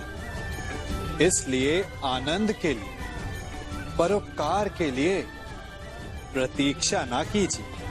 आपके पास जो पल है उनका भरपूर सदुपयोग कीजिए, क्योंकि इस घड़ी को पलटकर आप फिर से समय अवश्य गिन सकते हैं, परंतु अपना बीता हुआ समय आप वापस नहीं लौटा पाएंगे।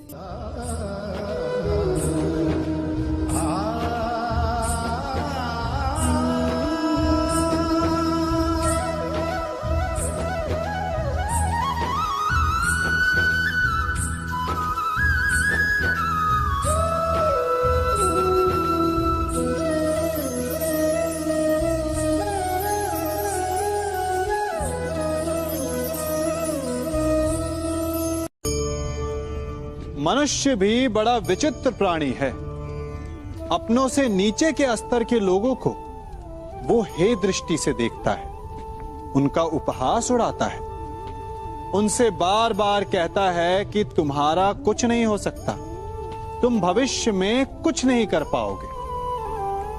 जब मनुष्य के पास धन, संपत्ति, मान होता है तो वो दूसरों का आदर नहीं करता, परंतु वो एक बात भूल जाता है कि उससे भी अधिक शक्तिशाली कोई अस्तित्व में है, और वो है समय। काल। काल अपना चक्र कब बदलेगा ये कोई नहीं जानता। समय अपनी करवट कब लेगा ये कोई नहीं जानता। कोयला भी समय के साथ साथ हीरे में परिवर्तित हो जाता है। इसलिए जीवन में कभी भी किसी का भी उपहास नहीं उड़ाना चाहिए।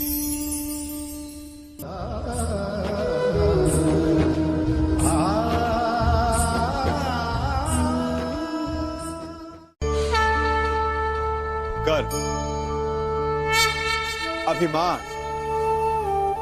और अहंकार, ये तीनों सुनने में एक जैसे लगते हैं, परंतु तीनों का अर्थ भिन्न होता है और परिणाम भी। तीनों का आरंभ प्रेम से होता है। स्वयं से प्रेम, परिश्रम हमारे मन में गर्व को जन्म देता है और सफलता अभिमान जगाती है।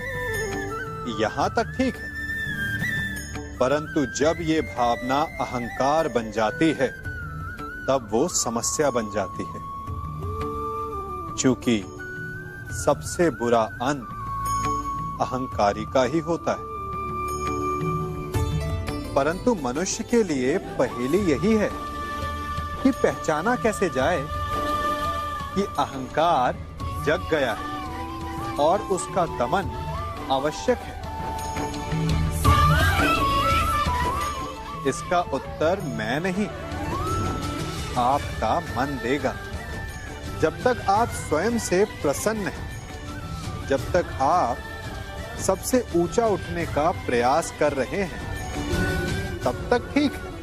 परंतु जब आपके मन में दूसरों को नीचा समझने का भाव आ जाए तो सावधान हो जाइए, क्योंकि यही अहंकार है जो वास्तव में आपको हीन कर रहा है।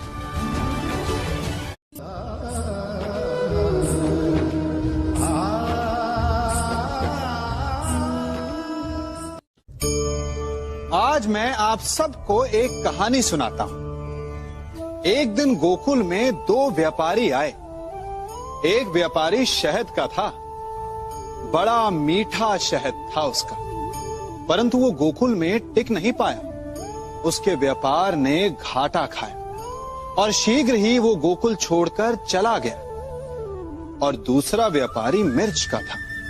पहले दिन वो एक पोटली लाया और दूसरे ही दिन वो पूरी बैलगाड़ी भर कर लाया और धीरे धीरे पूरी मथुरा में उसकी धाक जम गई। मुझे बड़ा आश्चर्य हुआ, तो मैंने बाबा से पूछा कि ऐसा क्यों कि एक मीठे शहद का व्यापारी कंगाल हो गया और एक मिर्च का व्यापारी धीरे धीरे नगर सेठ बन गया।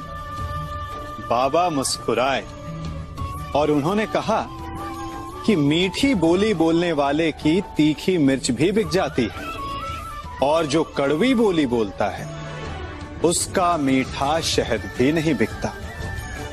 वाह, कितने उत्तम विचार हैं उनके, और उचित ही है। मनुष्य अपने जीवन में सदैव अपने वचनों से उठता है और अपने वचनों से ही गिरता है। इसलिए अपने जीवन में सदैव मीठी बोली बोलने का प्रयास कीजिए, आपका जीवन सरल हो जाएगा। मनुष्य की सबसे बड़ी दुर्बलता क्या होती है? सोचिए। धन, प्रेम, अहंकार। मनुष्य की सबसे बड़ी दुर्बलता होती है उसके रहस्य।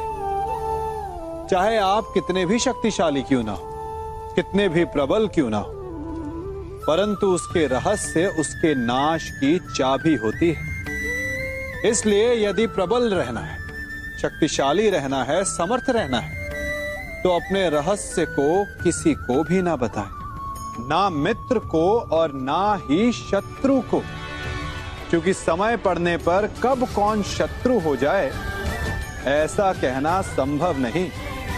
विभीषण को रावण के अमृत कुंड का ज्ञात था, इसीलिए प्रभु श्री राम रावण का वध करने में सफल हो सके। इसलिए उचित यही है कि आप अपने रहस्य को स्वयं तक ही सीमित रखें।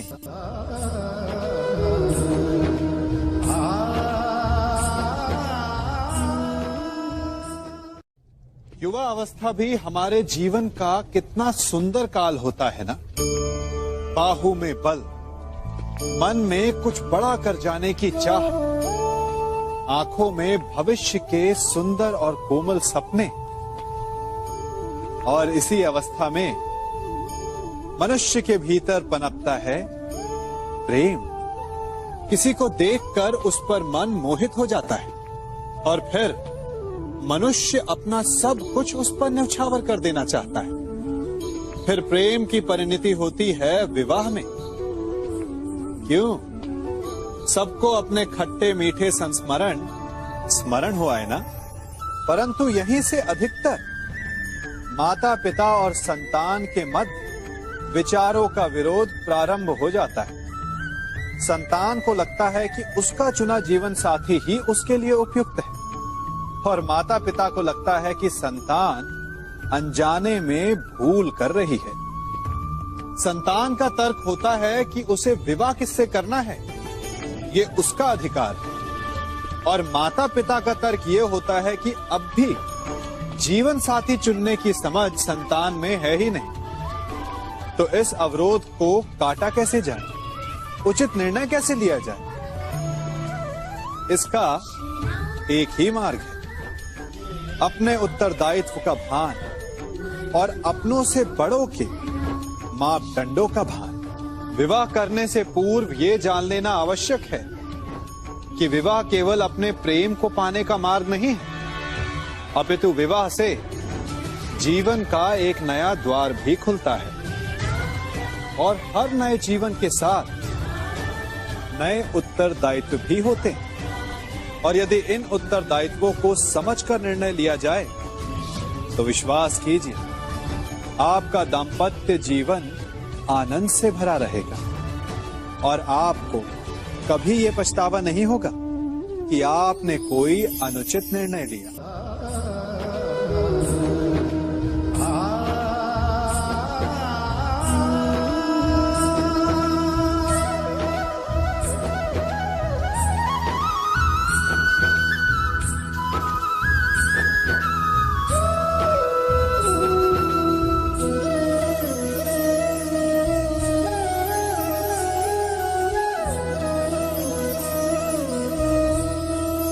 जब सागर का जल वाष्प बनकर उड़ता है तब वो हमें दिखाई नहीं देता।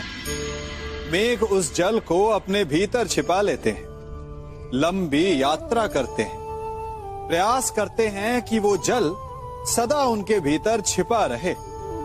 परंतु जब वायु का वेग उन्हें उड़ाकर किसी पर्वत से ले जाकर के टकरा देता है, तब उन मेघों को बरसना ही पड़ता है, क्योंकि यही नियति है, यही प्रकृति है।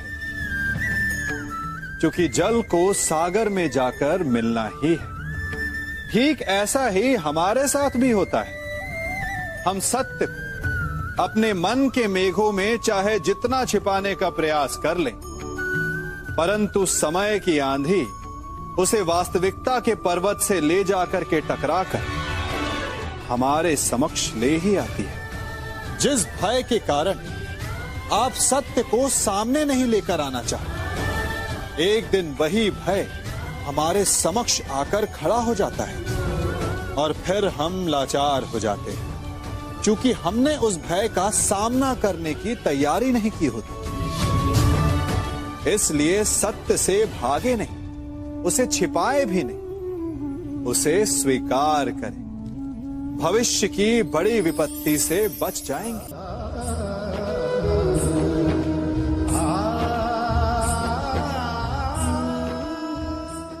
कभी कभी आप सबके जीवन में एक ऐसी विचित्र समस्या अवश्य आती है कि शक्तिशाली के समक्ष मौन हो जाए। उस शक्तिशाली से विवाद करने से बचने के लिए आप मौन रह जाते। मानता हूं, ऐसा करने से आप एक विवाद से बच जाते, एक संघर्ष से बच जाते। परंतु ऐसा बचाव एक बड़े संघर्ष को जन्म दे देता है। कैसे? हमारा मौन रहना अनजाने में उसका समर्थन बन जाता है और वो स्वयं को अधिक शक्तिशाली अनुभव करता है और यहां से हमारा दमन प्रारंभ हो जाता है। एक के बाद एक हम अन्याय में अनचाहे रूप से सम्मिलित होते चले जाते हैं। तो इसका तोड़ क्या है, ये समझने के लिए ये जानना आवश्यक है कि ऐसी कौन सी बात है जो आपको विरोध करने से रोकती है। ये सामने वाले की शक्ति नहीं जो आपको रोकती है, ये आपके भीतर छिपा भय है जो आपको रोकता है। हाँ, कभी कभी भय आपकी सुरक्षा अवश्य कर सकता है, परंतु साथ साथ ये भी जानना आवश्यक है कि ये भय ही है जो आपको मौन भी रखता है। इसलिए अपने मन से भय को निकालिए और खुलकर अनीति का, अन्याय का विरोध कीजिए और फिर देखिएगा आपका मन कितना मुक्त, कितना हल्का अनुभव करेगा।